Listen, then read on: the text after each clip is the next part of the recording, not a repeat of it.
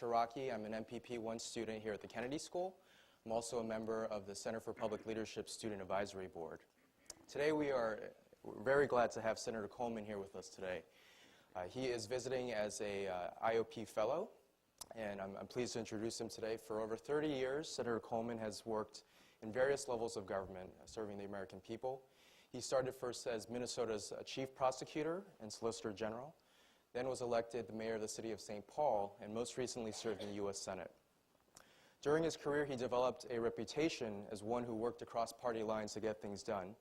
And in all he's done, whether it be championing energy legislation, increasing government accountability, or transforming the city of St. Paul, he's shown that serving the public is not just his career, but at the core of who he is. Senator, we are so glad to have you today. Please join me in welcoming him.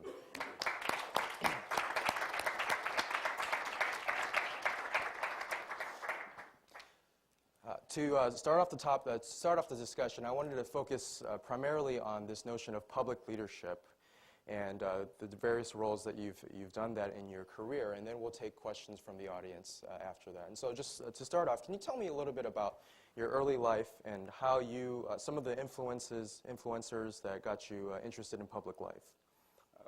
Well, first let me say that most of my life has been public service, and I say that with great pride. One of the things that's very frustrating to me is there's so much cynicism out there today in the media about politicians and those folks who were involved in public service. And in part, some of it is our own fault because of the sins of the bad actors. You know, the big stories, you know, $90,000 in cash in a freezer, and everyone gets tainted with, you know, the Duke Cunninghams or the Jeffersons. But I do want to say up front that having served in the U.S. Senate, that my colleagues on both sides they're extraordinary people who have, in the quiet moments, when the cameras aren't on, they're not talking about, you know, putting money in their pocket. They're not talking about personal gain. They're even not always talking about the next election. They're really, the quiet conversations are being humbled by having the opportunity that we have. There's a lot of prayer that goes on in the Senate. Be very upfront. A lot of folks pray a lot for wisdom. And a sense of how do we make this better? How do we make it work? Knowing that somebody on the other side has a perspective that's different than mine, and they're heartfelt in theirs, and I'm heartfelt in mine. So I just want to kind of say that up front. My own path. I don't know if, you know, I'm sure you study leadership, and by the way, I find this fascinating, the study of leadership. On my own, I try to understand, how did I get to where I'm at? And how can I help others kind of get to that place, to be able to be in a position where they can make a difference in the lives of those around them?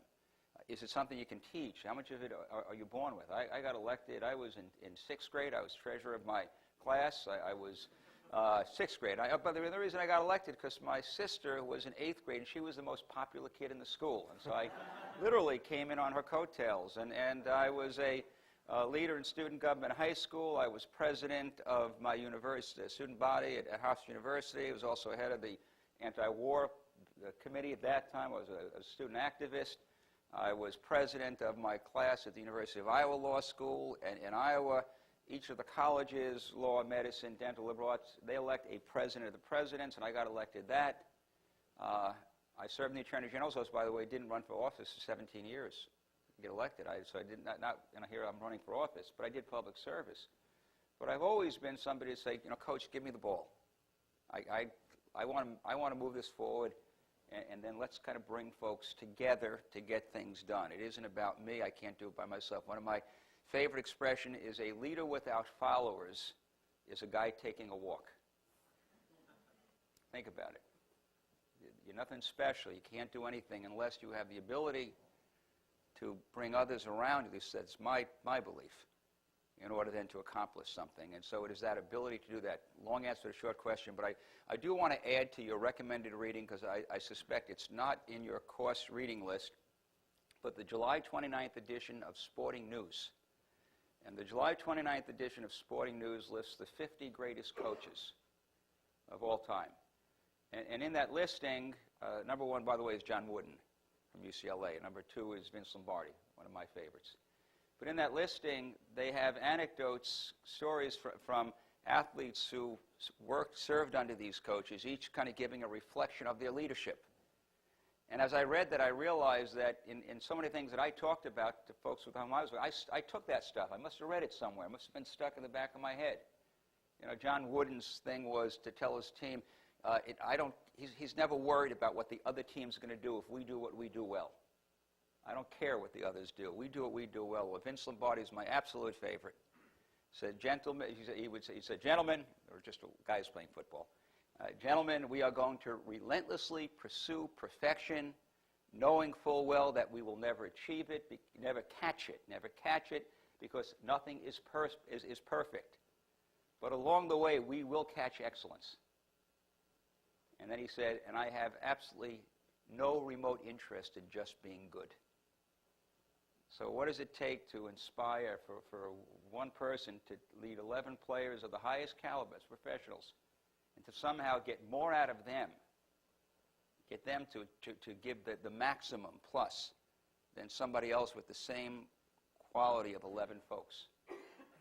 And so I add that to your reading list, and you might garner some insight. But bottom line is, I have in my life been involved in service, and I say in a humble way, and maybe that this is what the good Lord wants you to do. I don't know if you can talk about that here, but it may be.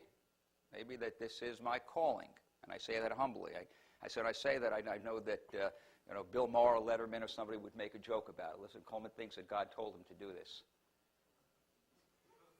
But I do think that there may be something that says this is what you're about. And then the challenge is, how much of that can you develop and how much of that can you pass on to others? Great, thank you. You've been recognized in the 90s as really one of the handful of great mayors who were able to do a lot of great things. Can you talk a little bit about the conditions facing St. Paul prior to you running, and what led you to run for that seat, and the dynamics behind your decision?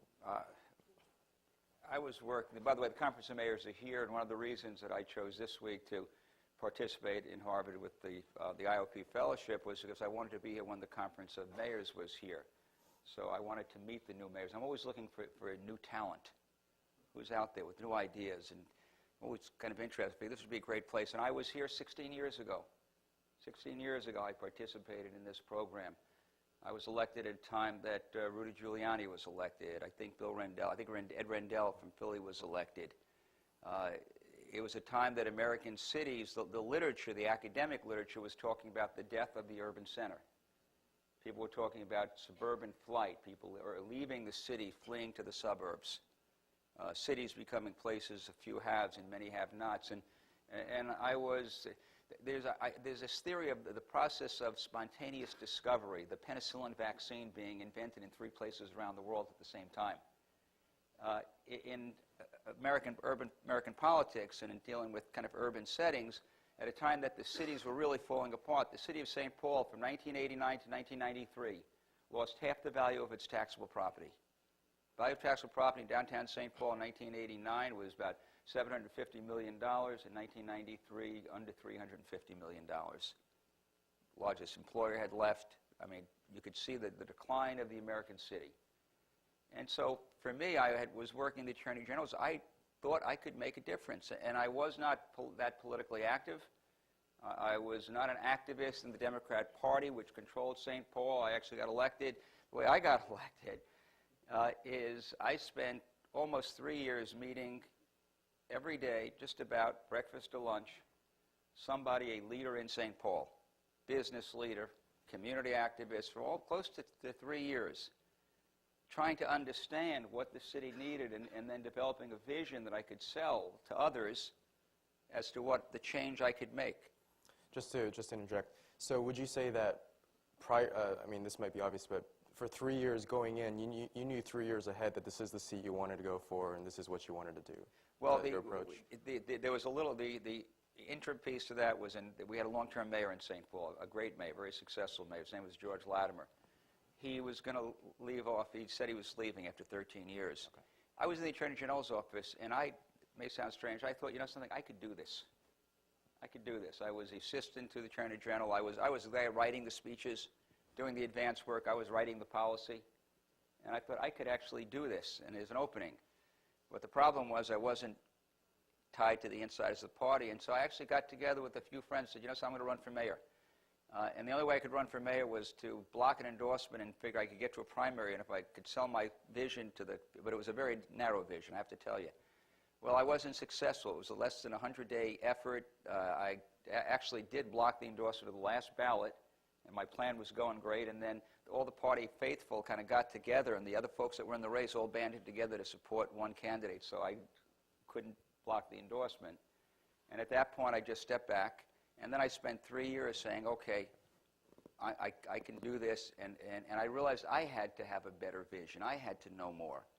I had to be clear as to what I wanted to accomplish. And so I spent, it was not an overnight thing. I spent 2 years working, and then the last year selling the vision, and then ultimately, Matt, I became the candidate of the business community.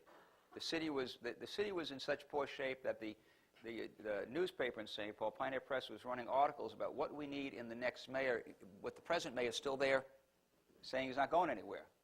The city was dying, and so the business community stepped up, and there were 13 of us running against the incumbent. The incumbent drops out. The business community, I'll be very candid, they kind of anointed me. And so I ran in as the candidate of the business community against the party. And so in the end, everybody in St. Paul was at that point a Democrat. It was a conservative Democrat, myself, against a liberal Democrat. And I got elected as a Democrat, switched parties in '96 based on everything I was doing was what a Republican would do. I would say with no what I believed at that point in time, the best mayors in America were either Republicans like Rudy Giuliani and Reardon in L.A. or Democrats who governed like Republicans. And I'd say that to my friend Rich Daley and perhaps even Rendell at that time. That meant taking on the unions. If you wanted to merge, consolidate units of government, it meant challenging the teachers' union so that you could start charter schools. First charter school in America was in St. Paul. I did 20 of them. That's the way Daley governed in Rendell. So that was my path, to work hard, lay out a vision, sell it to folks, and then get enough support to enable me to run and beat a party that really dominated politics forever in that city. Thank you. Now let's transition over to your decision to run for the Senate. I know in 2002 you won a very hard-fought race you were running against Senator Wellstone and, of course, the tragic accident. And can you talk about what was going through your mind during those 10 days when you at one moment was facing one opponent, and then the next day you find out that you're taking on a former vice president? Well, first, for those who didn't, I know a lot of international folks here from all over the world, so I don't know how closely you followed politics in 2002. I was running against Paul Wellstone. It was a pretty hard-fought race. We believed we were going to win. We thought our polling showed that Wellstone's re-elect on the day he died was like 41%. We thought folks were ready for change. Paul was an extraordinarily integrate man. He was very, very liberal, and perhaps we believe too liberal for even Minnesota. But it was a very tough race. And then he died in a plane crash. We were heading to a debate in Duluth in northern Minnesota. He was in one town. We were in the same kind of plane, 20-something miles away in the same condition. All of a sudden, the news comes that he's died in a plane crash. And I mean, that was a moment of incredible sadness for everybody. We just stopped campaigning. But there was an election. It was Friday. In 10 days, the folks were going to choose a new senator. And the Democrat Party nominated Walter Mondale, who would have been elected had there not been a funeral service that turned into a rally. So at the time he was elected, that he was nominated, first of all, we had stopped campaigning. We would only campaign after the funeral service, so there was going to be about a 4 or 5 day campaign. But I'll be candid and say that had there not been that rally, I don't think I could have beaten Walter Mondale carrying the memory of Paul Wellstone. And it was, and at one point you kind of look back and say, okay, God, Lord, maybe you don't want me to win this. Maybe you want someone else to serve there. That's true. I mean, you do what you can do, but and then all of a sudden this rally transformed it, and everything turned around. And, you know, a couple days later, I get a call at 8:30 in the morning from the vice president conceding, because it went through the night, and telling me that being in the Senate will be the greatest job I'll ever have. So there are things that you control and things you don't control, but there's one other observation. It was the most liberating time of the campaign. And when I say that, one moment that kind of encapsulates it and kind of freed you as a candidate. So much of campaigns today are dominated by your consultants and your advisors, and there's always that tension between how much you do yourself, and you say, okay, I think we should do this, versus the experience of folks who have done it many times in many places. Well, when Paul died, the day he died, we fly back. I come back to my house. My family's there. Mom and Dad are in town. The son's running for the Senate. Paul died. His wife died. A child died. A friend of mine, the son of a friend who's an aide of his, who I knew the family well. I mean, even in politics, you have relationships that cross party lines. So we're in the house, and reporters come outside the front door, line up. They want to comment from me. My campaign advisors are trying to sort this out. I mean, there is an election. No, that's their job. Is what do you do? We're not thinking about that. My wife was on the plane with me. We've been in prayer. And I remember the reporters going outside, and I was going to walk outside to address them. And I'm talking to my campaign staff, and they're saying, don't go outside. Do not say anything. In other words, they were going to draft this statement. They were so worried that if you say the wrong thing, and I'm walking to the front door, and they're literally kind of yelling at me, don't do anything unscripted. And my wife said, we're going outside just to express what's in our heart. And I said, folks, I appreciate the counsel. We'll talk another day. And walked outside and addressed the press and talked about the sadness we all felt and condolences to the family. And I can tell you from the rest of the campaign, those last 10 days, I didn't have to listen to my advisors. It wasn't the consultants didn't run the campaign. That was actually pretty liberating. It was do what you think is right, do what you think is from the heart, and that's it. And then whatever happens, happens. I'm remembered the Minnesota Twins won the World Series in 1991. Jack Morris was the pitcher. He was pitching 9 innings. Baseball, those who watch baseball, pitchers don't pitch 9 innings in this day and age. The game is tied. It's going into the 10th inning. And the coach, Tom Kelly, is kind of looking and sends his assistant coach over to Morris and says, tell Morris we're sitting him down, we're bringing somebody in. And Morris tells the coach, tell Kelly I'm going out on the mound. I'm pitching this thing. And Kelly's comment, as I understood it, was, well, as coach came back and said, hey, he's planning to go out there. And Kelly said, oh, it's only a game. It's only an election. Life goes on. And so in the end, somewhat liberated, able to do what you thought was right, and then I won by about 47,000 votes. Great. And once you got into the Senate, I know every 4 years when folks run for president, a lot of them, especially this past year, were senators. And one of the criticisms that comes up is that they lack executive or administrative experience. I know a lot of your colleagues ran.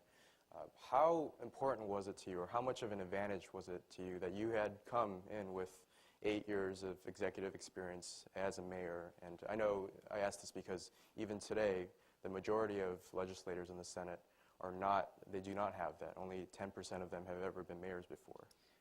I don't think if I may rephrase the question, since I have the floor, I can do that. Of course. I don't think the issue is how important was it to me. I would rephrase it in terms of how important is it to the country. Exactly. And that I truly believe that the country would be better served if there were more former mayors in the Senate. And the reason being is that mayors, our experience is focused on solving the problem, on getting things done. And also, by the way, at having at times to put ideology behind you. There isn't a Democrat or Republican way to plow the streets. You plow the streets. And by the way, in St. Paul, Minnesota, if it snows and the streets are not plowed the next day, you hear about it. Okay? There's no hiding. As the mayor, you're at the bottom of the political food chain. You're in contact with your constituents every day, because you're there. You're not in Washington, you're right there.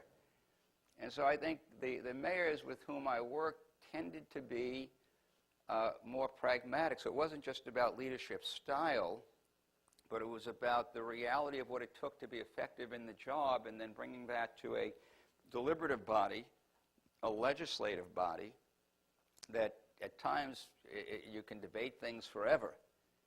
But mayors bring a mindset of actually fixing it.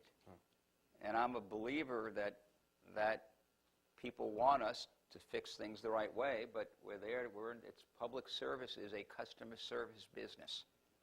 I'm in the customer service business. When I was mayor of St. Paul, in my licensing bureau, I had to put up a big sign behind a big banner, probably half the size of these shades. It was really pretty big, and it said customer service. And I had them put that sign up not to remind, not for the folks coming in to see, but for the employees every day to look at, to be reminded of this is the business we're in. I want people to take out licenses to fix up their business in their homes.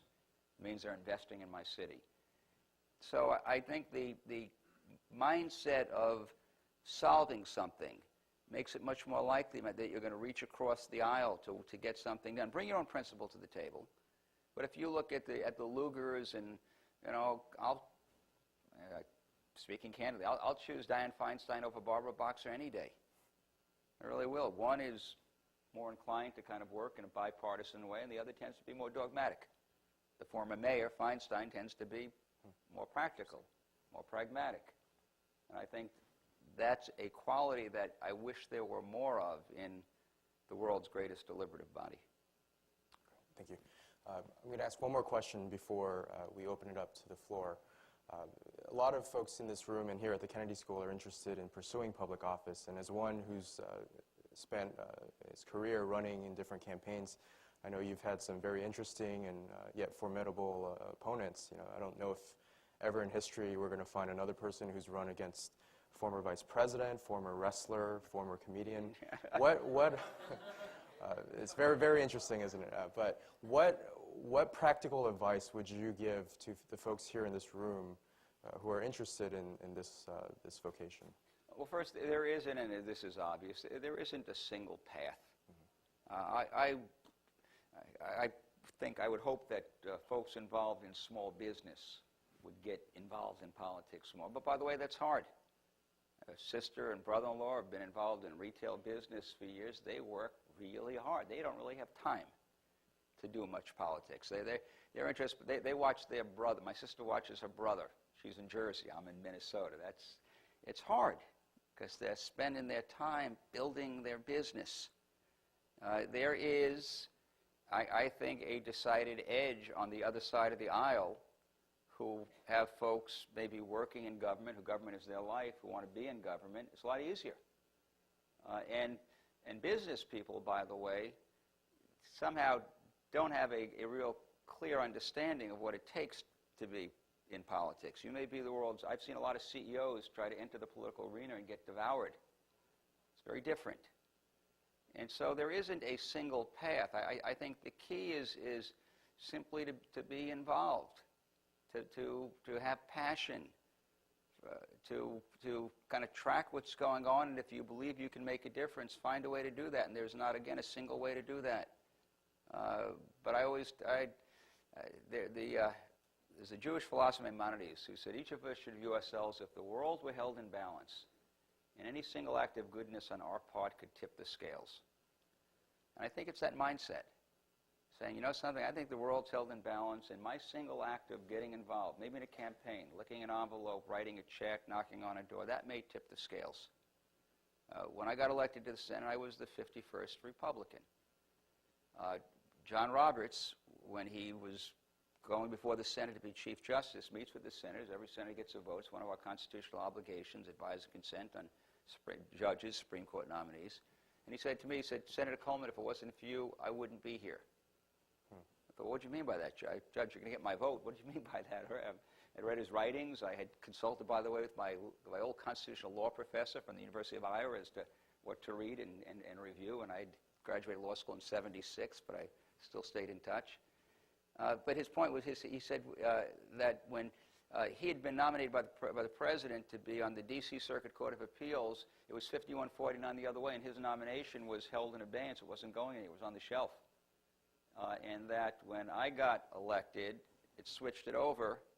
His nomination came off the shelf. I think it was unanimous concurrence. He became confirmed to the D.C. Circuit. He would never be in a position to be nominated for Chief Justice had I not been the 51st Republican, and all of a sudden he's now on the Court of Appeals.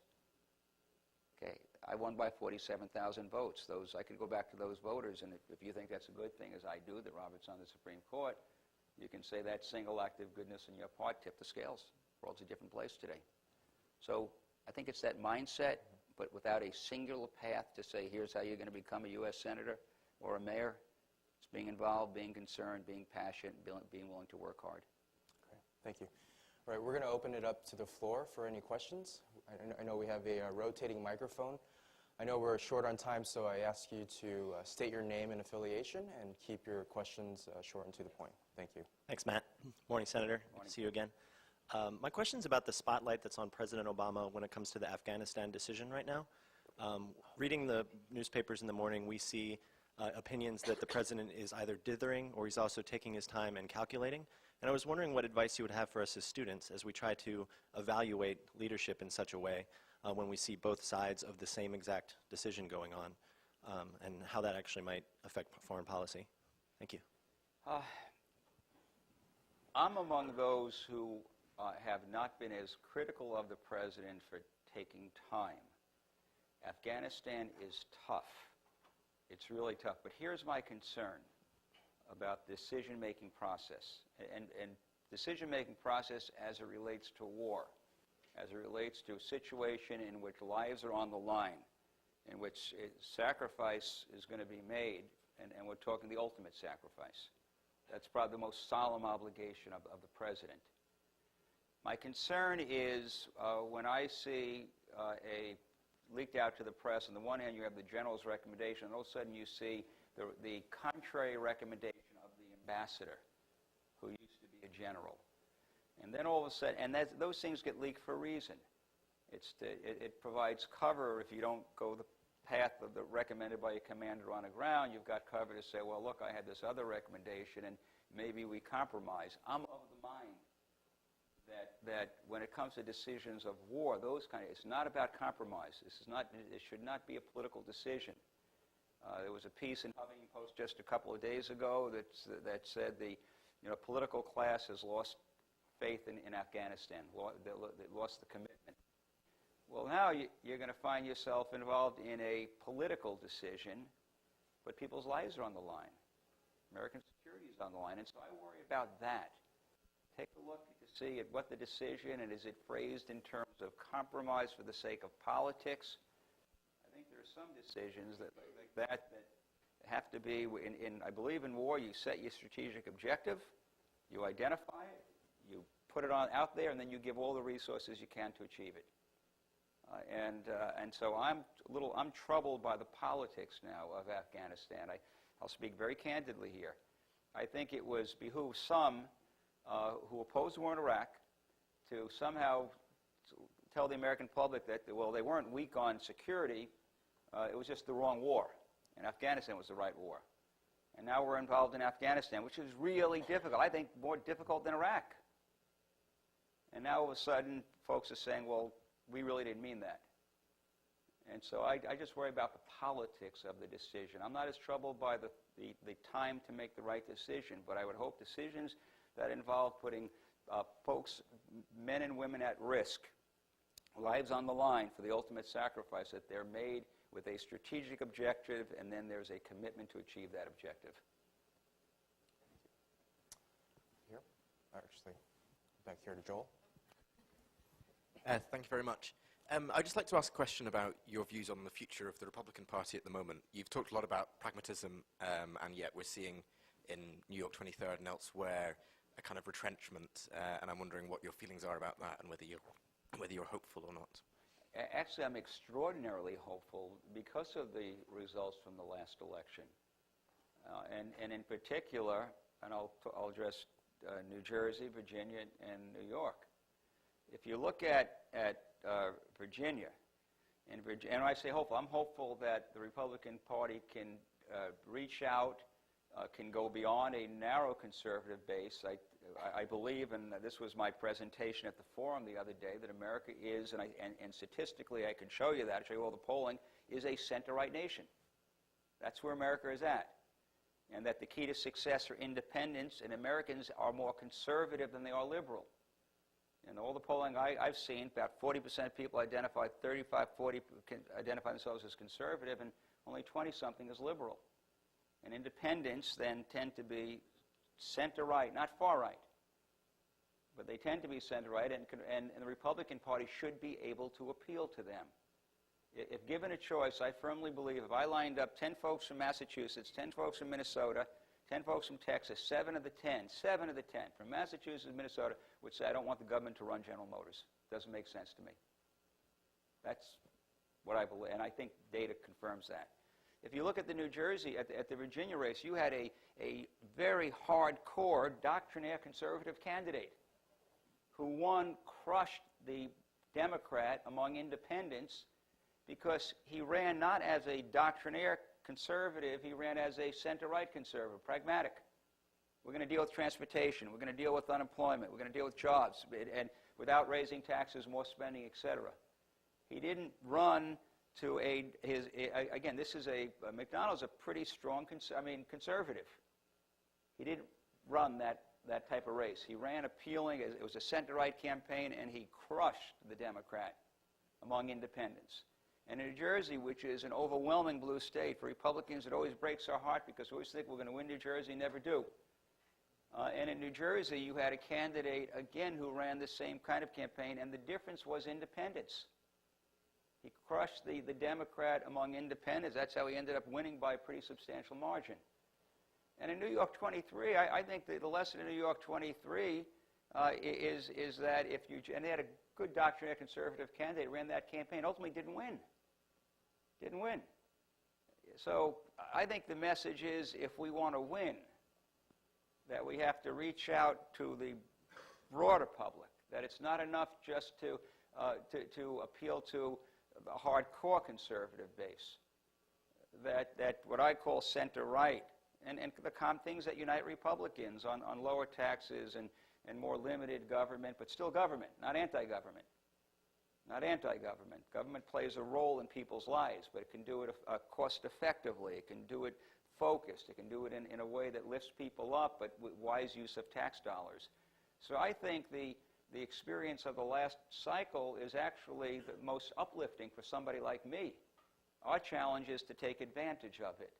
And I'll just, one last thought. I know the answers are much too long, but I served in the Senate, not the House. See, in the House you get 2 minutes, in the Senate you can speak forever. Here's my fear. There is a lot of anger out there today. And by the way, it's not anger just from the radical right. The American public, those town hall forums are expressions of real anger, and politicians would be foolish to disregard that. There's concern out there. And that anger actually may produce some turnabout for instance, in House races that could have a significant impact. My fear is that if we run and win on anger, that in the end we're not going to be able to govern from center-right, and we will take one step forward and not produce and take 2 steps back. And so I think there are columnists, I think Fred Barnes has said, Republicans don't need to offer anything, just let the Democrats do what they're doing and you can win. I disagree. I think we have to articulate, here's where we're at on health care, here's where we're at on growing the economy. And it's not, you don't grow the economy simply by spending more money. There's a series of things that we're for. Here's what we're for on national security. And I think if we do that, I think we have a chance to make substantial gain, and I think the lessons of the last couple of weeks are actually uplifting. Good morning. As the Republican Party works to define a strategy for 2012, what role do you see Sarah Palin in as best serving the Republican Party and the American people? First, let me say I'm not in a position to give Sarah Palin a lot of advice. She is a force in the Republican Party. She is a force.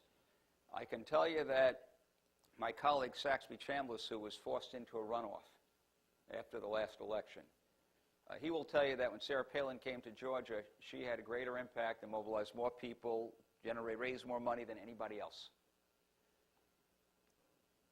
I would say, from my own perspective, if our party is to be effective, we've got to go beyond Sarah Palin, beyond the reach that she has. But I don't discount the reach and the energy and everything that she has. She is a force. I think to be effective in Massachusetts, and effective in New York, and effective in Minnesota, you have to go beyond that.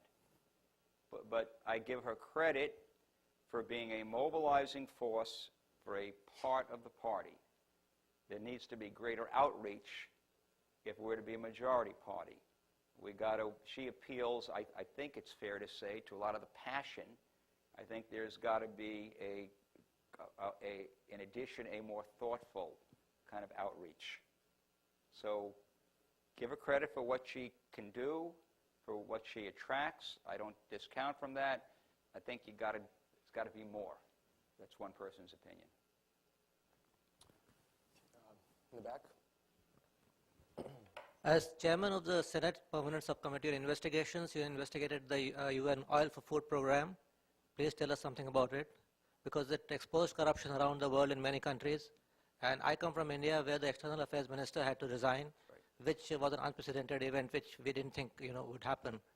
So I think many people here would like to hear about it. It's interesting because one of the frustrations that a lot of folks have, they say, well, Senator, you did that investigation. You looked at how Saddam manipulated oil for food programs so that that was a program that was designed to help the Iraqi people in the face of sanctions, to allow them to get access to food and medicine and use oil as payment in return. So it was a humanitarian program, and Saddam manipulated so that on every single he did two things. On every single transaction, he got a take. And there were folks then who were complicit in that. And part of the complicity was for their own benefit. And in India was an example where folks, they actually moved on that. I truly believe, and I'll say this up front, I truly believe that Saddam believed that he had bought the United Nations. He believed that he had bought the United, that they would never act against him, because he owned them through, we're talking about billions of dollars in oil for food. And I think that's a shame. The other part of it is it also then raised all sorts of other issues from an American perspective about the United States taxpayers putting about $4 billion a year into the United Nations when you look at all the programs, including the voluntary ones. And there not being the kind of transparency and accountability that one should expect. I am, in St. Paul, Kofi Annan went to Macalester College and had a lot of followers there. And I can tell you, I was attacked by the largest newspaper in the state for simply calling into question Kofi's leadership. And I forget the word they used, but it was, whether they said it was disgusting that I was doing that, but his leadership and the people that he had under him run the program, the folks in it were clearly corrupt. How far it went, we'll never know. Kofi never unveiled his personal finance. When Ban Ki-moon came in as Secretary General, the first thing he did is he made public disclosure of all his finances. There were real concerns about the benefits Kofi's son had from some of these transactions. And so I thought it was a very legitimate and very appropriate for a United States senator to question and push the UN about transparency and accountability. And we've made some progress, not enough, but we clearly made progress. And around the world there were actions that were taken. And that is somewhat satisfying. But I have no doubt that Saddam Hussein believed in his mind that he had bought the United Nations, that they would never move against him, and he used the program, a humanitarian program, to accomplish that. And he made a lot, billions, others made millions, and the Iraqi people suffered. Tim here in the third row has had his hand up for a while.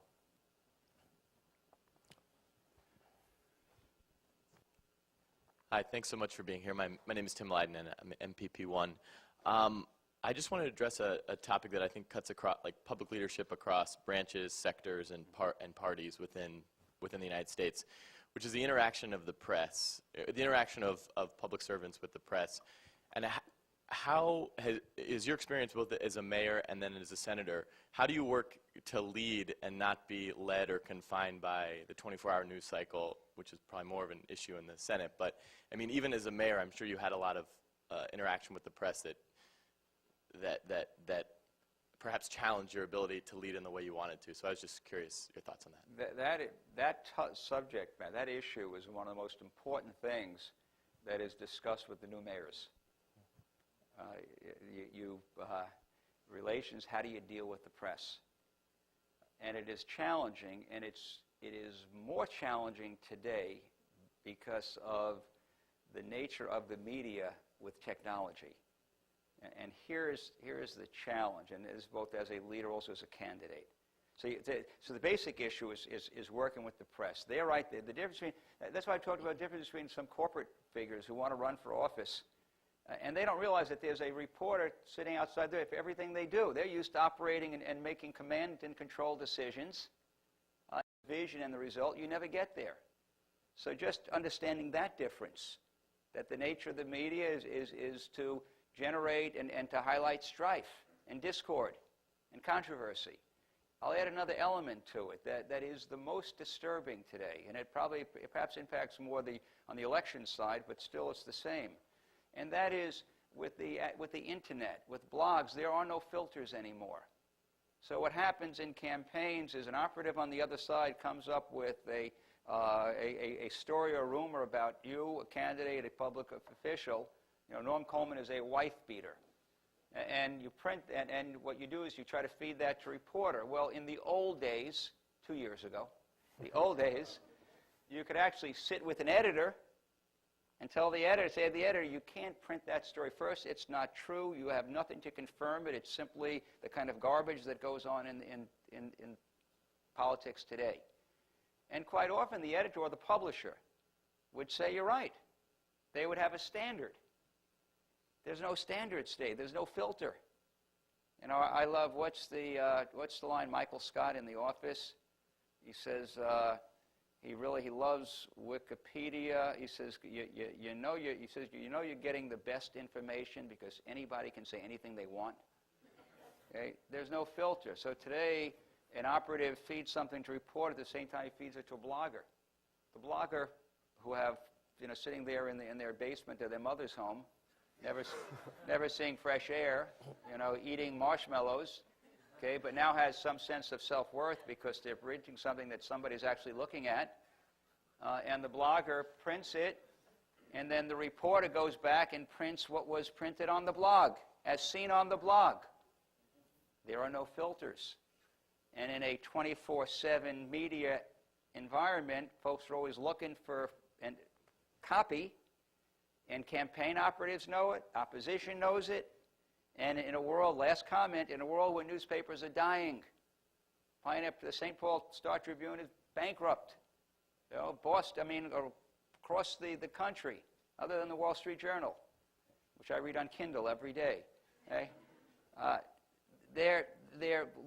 You've got the sensational sells. So you see in the paper all these columns now seen in a blog. They're printing garbage without filter and filling content in order to try to stay alive. Not very good for the system. Not very good for the body politic. Challenging to folks in public office. More challenging today than ever before. All right. We'll end with 2 quick questions in the front, please. Yeah, you can go and speak up. Can you hear in the back, by the way? Okay, good. All right.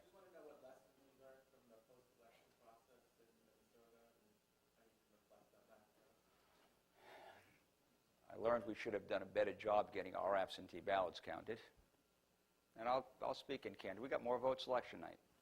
We got more votes when the machines were tallied. I firmly believe that the votes that are uncounted, so the other side got more votes counted, absentee ballots counted in the process. The bulk of votes we wanted counted, we never got counted. And not because they were any different from votes that were counted. The Supreme Court ultimately ruled that the fact that there were different standards between way votes were viewed in Minneapolis versus Carver County. Minneapolis 70% Democrat, Carver County 70% Republican, did not violate the Constitution. For those votes in Carver, because the judges were not being discriminatory when they made their judgments. Simply one set in Minneapolis, by way of example, if there is an absentee ballot, and on the ballot, the witness, there's the name of a witness here, and if the witness wasn't registered, in Carver County, there were 181 of those votes. That regular ballot, the one problem is witness not registered. They were held out, rejected. Because Carver County, they checked to see if witness was registered. In Minneapolis, by the way, we had over 17,000 absentee ballots, more than 5 times what Carver County had, much more. Not a single ballot was rejected for that reason. There should have been hundreds of witnesses not, but they didn't reject any for that reason. Neither did St. Paul or Duluth. And so, in the end, we didn't get our votes counted. We didn't meet our burden of proof, do what had to be done. And yet, I also made a decision after the Supreme Court ruled that was it. Could you brought it to the Supreme Court? Yes, it could. I think you reach a point where you have to move on, where we needed to simply say this election is over. But I will say very, up front, that our side has to do a better job on trying to ensure equality at the way absentee ballots are viewed. Otherwise, folks from conservative areas are going to be at a disadvantage because the judges there in those areas tended to follow what they saw as the letter of the law and held back hundreds of more ballots than folks in other areas who, and again, not in his intent to discriminate, but their worldview is, something, let the votes in.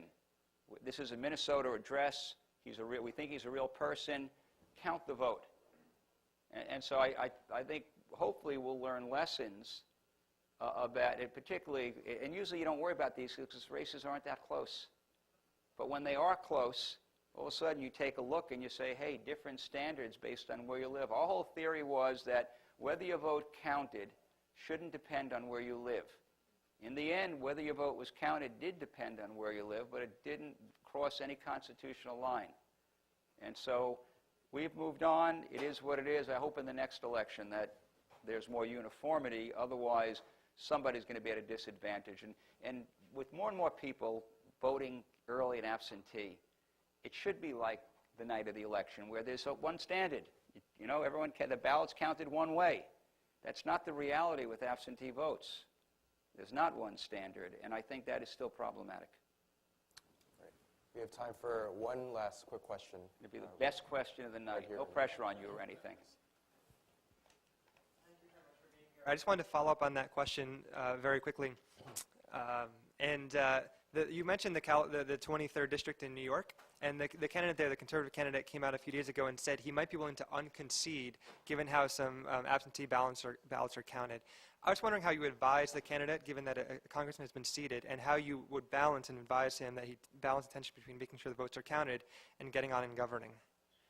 I don't know enough about the numbers in that. I'm going to tell you from, my sense is you don't unconcede if you've got the result there. And I don't think it was as close as one might want in order to be impacted by absentee ballots. But I would tell you, had New Jersey been close, I would have gone to New Jersey. And I would have advised Christie about how to deal with the process. I can tell you in Minnesota that the other side came in. They had a case management system better than ours. They had learned lessons from the Washington State case. In fact, it was the same team that did the Washington State case, where Rossi, the Republican, was head of Gregoire, like the first count, the second count, and ultimately loses, I don't know whether third, fourth, or fifth count. And my advice to Christie would have been, this is no longer just your local campaign. Now this is litigation. So don't worry about who has the local council. Don't worry, you're not looking for more votes from the public. This is litigation. Approach it as litigation. Figure out what has to be done to make sure that you're not at a disadvantage when it comes to the process of counting votes that weren't counted election night. And so I would have sat down with Christie had it been that close, and it wasn't. But in New York 23, again, not knowing enough about it, I think the process of unconceding is I think probably should be way past that point. There's always another day in politics. All right. Thank you, Senator, so much. I know you've said that you've come here to hear from us, but truly we have learned a lot from you this week. So we wanted to thank you, and I wanted to thank each of you for being here today. And Thank let me you. just say quick, I know folks are course. leaving, but I really have learned. This has been a great experience for someone coming in, and I've had a number of sessions trying to, what's on people's minds, even these questions. Appreciate the oil for food quit. Haven't talked about that for a while, but this is a two-way experience, and you've really given me a lot, and for that I'm very, very appreciative. So thank you all very much. Thank you. Thanks, guys. Thanks so much. I was in sixth grade. I was treasurer of my class. I was sixth grade. But the reason I got elected because my sister was in eighth grade, and she was the most popular kid in the school. And so I literally came in on her coattails. And I was a leader in student government in high school. I was president of my university student body at Hofstra University. I was also head of the anti-war committee at that time. I was a student activist. I was president of my class at the University of Iowa Law School. And in Iowa, each of the colleges, law, medicine, dental, liberal arts, they elect a president of the presidents, and I got elected that. I served in the Attorney General's office, by the way, didn't run for office for 17 years to get elected. So I did not and here I'm running for office, but I did public service. But I've always been somebody to say, Coach, give me the ball. I want to move this forward. And then let's kind of bring folks together to get things done. It isn't about me. I can't do it by myself. One of my favorite expression is a leader without followers is a guy taking a walk. Think about it. You're nothing special. You can't do anything unless you have the ability to bring others around you. That's my belief, in order then to accomplish something. And so it is that ability to do that. Long answer to a short question, but I do want to add to your recommended reading, because I suspect it's not in your course reading list, but the July 29th edition of Sporting News. And the July 29th edition of Sporting News lists the 50 greatest coaches of all time. And in that listing, number one, by the way, is John Wooden from UCLA. Number two is Vince Lombardi, one of my favorites. But in that listing, they have anecdotes, stories from athletes who served under these coaches, each kind of giving a reflection of their leadership. And as I read that, I realized that in so many things that I talked about to folks with whom I was with, I took that stuff. I must have read it somewhere. It must have been stuck in the back of my head. John Wooden's thing was to tell his team, he's never worried about what the other team's going to do if we do what we do well. I don't care what the others when the cameras aren't on, they're not talking about putting money in their pocket. They're not talking about personal gain. They're even not always talking about the next election. They're really, the quiet conversations are being humbled by having the opportunity that we have. There's a lot of prayer that goes on in the Senate. Be very upfront. A lot of folks pray a lot for wisdom.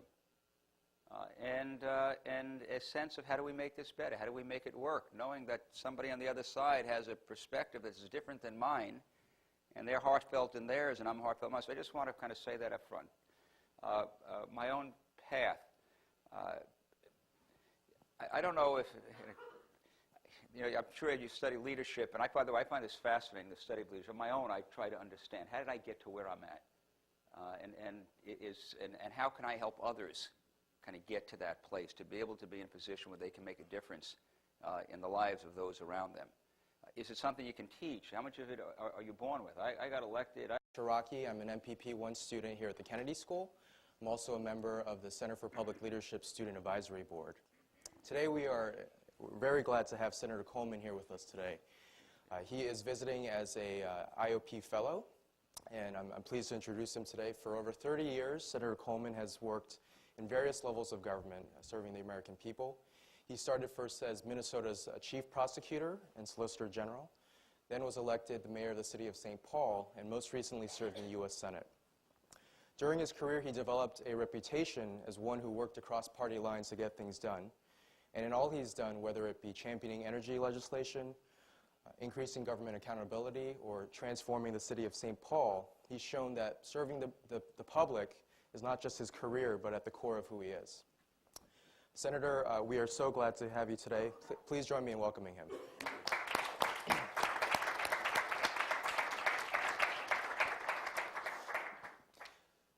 To start off the discussion, I wanted to focus primarily on this notion of public leadership and the various roles that you've done that in your career, and then we'll take questions from the audience after that. And so just to start off, can you tell me a little bit about your early life and how you, some of the influencers that got you interested in public life?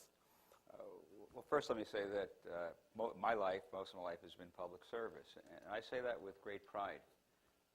One of the things that's very frustrating to me is there's so much cynicism out there today in the media about politicians and those folks who were involved in public service. And in part, some of it is our own fault because of the sins of the bad actors.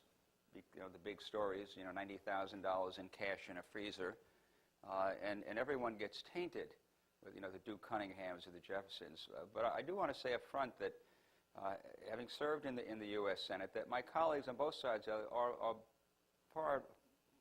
they're extraordinary people who have, in the quiet moments,